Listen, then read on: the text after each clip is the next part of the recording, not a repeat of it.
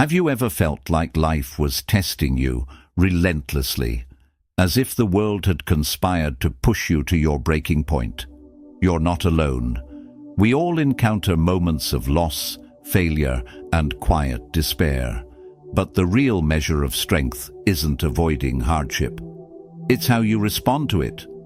Stoic philosophy teaches us that pain is inevitable, but suffering is a choice. That within every setback lies a seed, one that, if nurtured with the right mindset, can grow into wisdom, clarity, and resilience. Today, we're exploring 6 powerful habits inspired by the timeless wisdom of Stoicism, practices that, when mastered, can fortify your spirit against the chaos of life. These aren't quick fixes or empty affirmations. They are ways of being that will quietly reshape how you meet adversity. If you've been feeling overwhelmed or simply want to grow stronger in the face of life's storms, you're exactly where you need to be. Take a deep breath. Stay with us. There's something in today's message that might just change how you face tomorrow. And if this speaks to you, consider subscribing. It's a small gesture, but it helps us keep sharing wisdom that matters. Habit 1. Embrace change. Change is inevitable. Like the shifting tides or the turning of the seasons, it's woven into the fabric of life. And yet, for many of us, change remains one of the greatest sources of stress. Why? Because we often view it not as part of life, but as a disruption to the life we expected. But the Stoics saw it differently. To them, change wasn't something to fear. It was a teacher, a sculptor shaping our character through every twist and turn. When life throws something unexpected our way, our instinct might be to resist, to cling to comfort, to mourn what was, or to fear what's coming. But resistance only creates suffering. As Epictetus once said, it's not what happens to you, but how you react to it that matters. Imagine if, instead of resisting, you leaned into change, welcomed it even. How much lighter would you feel? How much more peace could you hold?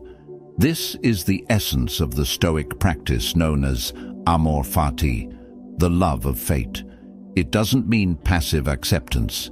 It means actively embracing whatever life brings and choosing to work with it rather than against it. To say, I love what happens, is not to approve of every hardship, but to recognize its place in your growth. Whether it's a career shift, a breakup, a loss, or a new opportunity cloaked in uncertainty, the Stoic response is the same. This too belongs. I can use this. That mindset transforms obstacles into stepping stones. It shifts your energy from control to clarity, from fear to flexibility. Because while we can't dictate the winds, we can adjust our sails. The Stoics teach us to focus only on what lies within our control, our actions, our judgments, our responses. The rest is noise. So when change knocks, don't brace against it. Breathe. Ask yourself, what can I learn from this? How can I adapt and grow? These questions turn chaos into clarity. Embracing change also means shedding old versions of yourself, letting go of outdated identities, dreams that no longer serve you, and rigid plans that stifle your growth. You become, in essence, a living philosophy, always evolving, always refining. This might look like adjusting your routine to fit a new chapter of life, or making the bold decision to leave behind a stable but unfulfilling path. Either way, it's not about being fearless, but about having the courage to move forward despite fear. Think of Marcus Aurelius, who never asked for the crown but ruled Rome through plague, war, and betrayal. He didn't break under pressure. He adapted, wrote in his journal by candlelight, and reminded himself daily, the impediment to action advances action. What stands in the way becomes the way. In practical terms, one habit that strengthens this mindset is regular reflection. Take time, daily or weekly, to examine the changes you're facing. What emotions arise, what beliefs are being challenged, and most importantly, what strengths are being forged in the fire of this transition. Even a 5-minute journaling practice can ground you in clarity and help reframe change as a partner in your growth, not an enemy of your peace. So the next time life shifts unexpectedly, don't ask, "Why is this happening to me?" Instead, ask, "How can I grow through this?" Because when you master the habit of embracing change, not just enduring it, you begin to move through life with grace, power, and a quiet kind of courage that nothing can shake. Habit 2. Master your emotions. Have you ever said something in the heat of the moment, only to regret it seconds later? Or felt your heart race with anxiety, excitement, or anger, as if your emotions had taken the wheel and you were just along for the ride?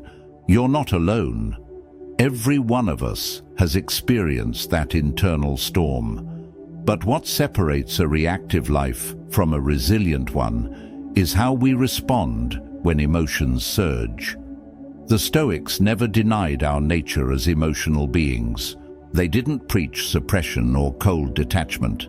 Instead, they taught mastery, the ability to feel without being ruled, to observe without being overwhelmed. As Seneca wrote, "No man is more unhappy than he who never faces adversity, for he is not permitted to prove himself." Emotions are not enemies, they are signals. But if left unchecked, they can drag us into chaos.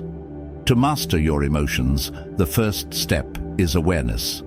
When anger rises, when fear grips, when joy intoxicates, pause. Recognize what you're feeling without judgment. This moment of recognition is powerful. It's a crack of light in the wall of impulse. From there, you ask the Stoics' favorite questions. Why am I feeling this? Is this emotion based on fact or fear? Is my response aligned with my values, or am I being carried away by the moment? This simple yet profound pause is where self-mastery begins. The Stoics called this inner space between stimulus and response our true freedom. In that brief gap, you reclaim control. You choose reason over reaction. Take a common scenario. Someone cuts you off in traffic. Your first impulse might be anger, maybe even retaliation. But a Stoic mindset sees it differently. Is this truly worth your peace? Will your anger change the situation or simply disturb your day? Instead of reacting, you breathe. You let the moment pass like a wave. And just like that, you've practiced mastery. This principle doesn't apply only to anger or fear. Even positive emotions, when unchecked, can lead us astray. Unbridled excitement might push us into reckless decisions. Over-attachment to fleeting pleasures can cloud our judgment. The key is equanimity, the steady mind, balanced in all states.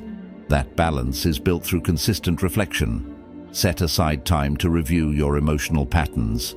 Journaling, a practice even Marcus Aurelius used daily, can help. Ask yourself, when did I lose control today? What triggered me? What could I do differently next time? Over time, this habit reshapes your inner landscape, helping you respond with clarity instead of chaos. And remember, emotions are temporary. They rise and fall like waves on the sea. The Stoics remind us that what feels overwhelming now will likely feel insignificant with time. By holding this perspective, we loosen the grip emotions have on us. We observe them as passing weather, not permanent truths. In mastering your emotions, you're not becoming numb, you're becoming free. Free from being pulled by every passing feeling, free to act with wisdom, patience, and strength. That's what Stoic emotional mastery looks like. Not perfection, but presence. So the next time you feel yourself swept up in an emotional tide, stop, observe, reflect, then choose the response that serves your highest self. Over time, this practice becomes a habit, and that habit becomes a foundation no storm can shake. Habit 3. Set boundaries. Have you ever felt like you're being pulled in every direction, saying yes when you mean no, overcommitting out of guilt, and watching your energy drain away with each silent compromise? It's a familiar struggle, but in the eyes of the Stoics, constantly overextending yourself isn't noble. It's a quiet surrender of your inner peace. Boundaries aren't barriers to connection. They're the framework that protects what matters most.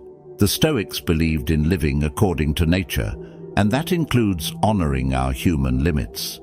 Just as rivers stay within their banks and trees grow within their seasons, we too must recognize where our responsibilities end and where our tranquility begins. Setting boundaries is not about rejecting others, it's about respecting yourself. It begins with knowing what you value. If family, rest, or personal growth are important to you, then your boundaries must reflect that. For instance, if mornings are your sacred time for journaling or reflection, protect them. If dinner is your time to reconnect with loved ones, don't let a flood of late-night work emails erode it. These aren't luxuries, they are non-negotiables. The Stoic philosopher Heracles described life as a series of concentric circles. We begin at the center with ourselves, then extend outward to family, friends, community, and humanity. But without guarding that inner circle, our own well-being, we lose the ability to serve anyone meaningfully. Of course, setting boundaries isn't always comfortable. You might fear disappointing others or being misunderstood. But Stoicism isn't about being agreeable. It's about living in alignment with virtue, courage, and reason. And sometimes, living virtuously means being willing to be misunderstood for the sake of your truth. True strength lies in the ability to say, calmly and clearly, "This is what I can give. This is where I must pause." You don't need to justify your limits or explain them away. A simple, "I'm not available at that time," or "I need to focus on existing commitments," is enough. The clarity of your boundary often earns more respect than any long-winded apology. To cultivate this habit, start small. Choose one area of your life where you feel stretched thin. Reflect on what matters to you in that space and what you're sacrificing. Then, draw a clear, compassionate line. Communicate it with honesty. Stand by it with integrity. And don't stop there. The Stoic practice of reflection, done through journaling, contemplation, or evening review, can help you refine your boundaries over time. Pay attention to when you feel drained, resentful, or overwhelmed. These emotions are messengers, telling you where your boundaries are too loose or unclear. Think of your energy as a precious resource. Every yes you give out of obligation is a withdrawal from your reserves. But every boundary you honor is a deposit back into your well-being. Over time, as you protect your time and values more consistently, you'll feel a shift, not just in your schedule, but in your spirit. You'll begin to notice more presence in your relationships, more peace in your decisions, and more strength in your self-respect. You'll no longer move through life reacting to every request, but instead responding with intention and clarity. In the end, setting boundaries is not just a life skill. It's a Stoic practice of profound self-responsibility. By choosing where your energy flows and what you allow into your space, you reclaim control over your life. You create the conditions in which true virtue, clarity, and peace can thrive. So the next time you're asked to stretch beyond your limits, remember, saying no isn't selfish, it's self-respect. And that, according to the Stoics, is the foundation of a life well lived. Habit 4. Take ownership. When things fall apart, when a project fails, a relationship breaks down, or life simply doesn't go as planned, it's easy to look outward. We blame the timing, the circumstances, or other people. We say things like, "If only they had done this," or "if the situation had been different." It's a natural impulse, but it's also one that keeps us stuck. The Stoics offer a more empowering path. Take ownership. Not in the sense of self-blame, but in the deeper sense of personal responsibility. They teach us to stop waiting for life to be fair, and instead take command of our response to life as it is. As Epictetus put it, it's not what happens to you, but how you react to it that matters. This shift from victim to agent is where real power begins. When you take ownership, you stop being a passive participant in your story. You become the author. You recognize that while you can't control every event, you can always control how you meet it, with courage, clarity, and purpose. Imagine you're in a job you dislike. It's easy to blame the system, the boss, or bad luck. But what happens when you pause and ask, "What can I do?" Could you learn a new skill, shift your mindset, seek a conversation, or explore other paths? Taking ownership turns complaints into choices, and choices into change. It also means acknowledging when we fall short. Everyone makes mistakes. The Stoics never expected perfection. They valued progress. What matters is how we handle our missteps. Do we deflect and deny, or do we reflect, learn, and evolve? Marcus Aurelius, Emperor of Rome and one of the greatest Stoic minds, journaled daily about his flaws, struggles, and efforts to improve. He didn't pretend to have it all figured out. He simply showed up each day with humility and intention. That's ownership. It's not about having all the answers. It's about owning the responsibility to seek them. Another crucial element of ownership is managing expectations. The Stoics practiced premeditatio malorum, the premeditation of adversity. They mentally rehearsed what could go wrong, not to live in fear, but to prepare with wisdom. When setbacks came, they weren't shocked or thrown off course. They were ready, grounded, and clear-eyed. This practice isn't just philosophical, it's practical. It helps you face reality as it is, not as you wish it to be. And from that grounded place, you make better decisions, act more deliberately, and weather storms with steadier hands. So, how do you make ownership a habit in everyday life? Start with reflection. At the end of your day, ask, what did I handle well today? Where did I fall short? What part did I play in the outcomes I experienced? This isn't about beating yourself up. It's about becoming more aware and more aligned with who you want to be. When you feel the urge to blame, pause. Ask yourself, what is still within my control? What is one action I can take, however small, to improve this situation? That question alone can reorient your entire mindset. And perhaps most importantly, own your choices. Every yes, every no, every moment of inaction. Recognize that each decision is a thread in the fabric of your life. The more intentional you become, the stronger that fabric gets. Over time, this habit reshapes not just how you respond to challenges, but how you view yourself. You begin to trust your ability to adapt. You build resilience, confidence, and peace because you're no longer at the mercy of circumstance. You're steering your life with purpose. So the next time life throws something unexpected your way, don't ask, why me? Instead, ask, what now? Take ownership. Own your role.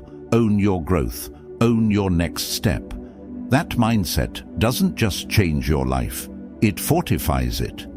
It makes you unbreakable, because no matter what happens, you know that your response is yours to shape. And that, as the Stoics would agree, is the true definition of power. Habit 5.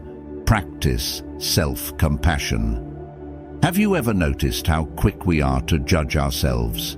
One mistake, one misstep, and suddenly we're our own harshest critics. You're not good enough. You failed again. Why bother trying? It's a mental loop many of us know too well. But here's a powerful Stoic shift. What if you treated yourself with the same kindness, patience, and understanding that you offer a close friend? That's the essence of self-compassion, and despite what many believe, it's a deeply Stoic practice. Stoicism isn't about being cold or emotionless. At its core, it's about clarity and reason. The Stoics understood that to be human is to stumble, and that punishing ourselves for our imperfections does nothing to improve them. As Epictetus reminded us, if someone succeeds in provoking you, realize that your mind is complicit in the provocation. Self-compassion is not about making excuses. It's about responding to failure with wisdom. It begins with changing how we speak to ourselves.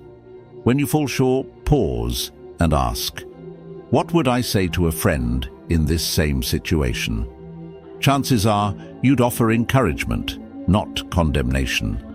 Offer yourself the same. It also means recognizing that struggle is part of the human experience. Everyone makes mistakes. Everyone faces hardship. You're not uniquely flawed. You're simply human.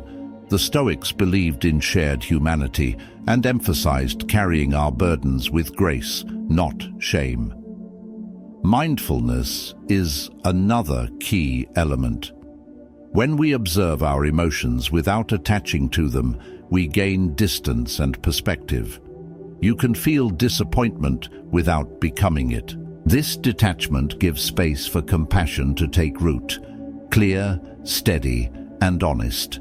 To build this habit, take time each day to reflect. Where were you too hard on yourself? What lesson did the day offer? Journaling, even for 5 minutes, can help you recognize these patterns and rewrite the script. Self-compassion doesn't mean lowering your standards. It means meeting yourself with understanding while still striving for growth. It's being your own ally in the pursuit of virtue. So next time you fall short, don't just react. Reflect. Support yourself. And remember, true strength isn't built by self-criticism. It's built by self-respect. Habit 6. Keep learning. The more we learn, the more we begin to see just how much we don't know. And far from being discouraging, this realization should awaken something powerful within us: curiosity. A quiet hunger not just for facts, but for wisdom, for a deeper understanding of ourselves, others, and the world we live in. This is the heart of lifelong learning, not the mechanical act of gathering information, but the living pursuit of growth. As the Stoics taught, the path to a good life is paved with wisdom, and wisdom is never finished. For thinkers like Epictetus and Marcus Aurelius, learning didn't end in youth or in books. It unfolded every day through challenge, change, and reflection. To them, every situation, whether triumphant or trying, was a classroom. Success tested character, setbacks taught resilience, and every interaction held the potential to reveal something new. So how do we live out this Stoic commitment to learning? First, we must adopt the mindset that every day is a school day. A difficult conversation may teach us patience. A failed attempt might reveal the need for better planning. The key is to look at life not as something happening to us, but something constantly teaching through us. Second, we must remain humble. True wisdom begins with recognizing how much we don't know. Arrogance closes the mind. Curiosity opens it. The Stoics warned against the illusion of certainty, urging us instead to question, to listen deeply, and to welcome correction. When we approach the world with this humility, every person becomes a potential teacher, and every moment an opportunity to grow. To strengthen this habit, vary your learning sources. Read outside your usual interests. Engage with people who see the world differently than you. Explore unfamiliar topics. Each step beyond your comfort zone expands your understanding and your compassion. But perhaps most importantly, reflect. Learning is not just absorbing, it's integrating. Set aside time to ask, what did I learn today? How can I apply it? Journaling, meditating, or even quiet contemplation can help you turn knowledge into transformation. The Stoic life isn't about knowing everything. It's about becoming someone who's always becoming. Someone who's more thoughtful, more capable, and more grounded with each passing day. So keep that flame of curiosity alive. Let every lesson shape not just what you know, but who you are. Because when you commit to lifelong learning, you become more than informed. You become unshakable. And there you have it, 6 habits that don't just strengthen the mind, but steady the soul. This is what it means to walk the Stoic path, to learn from every setback, grow through every trial, and face each day with intention and inner calm. Every challenge you meet is a chance to practice virtue. Every moment, an invitation to become wiser, steadier, and more aligned with the person you're meant to be. The journey isn't about perfection, it's about progress. If today's message spoke to you, consider subscribing, not as a favor, but as a quiet commitment to keep growing, to keep seeking wisdom, and to keep showing up, even on the hard days. Got thoughts or reflections? Drop a quick "own the day" in the comments. It's always good to know who's walking this path with us. And if you're ready to go deeper, explore one of the videos on your screen. Each one is crafted to help you build resilience, clarity, and a life rooted in purpose. Wherever you are on your journey, know this: you are capable of more than you know. Stay steady, stay curious, and we'll see you in the next lesson.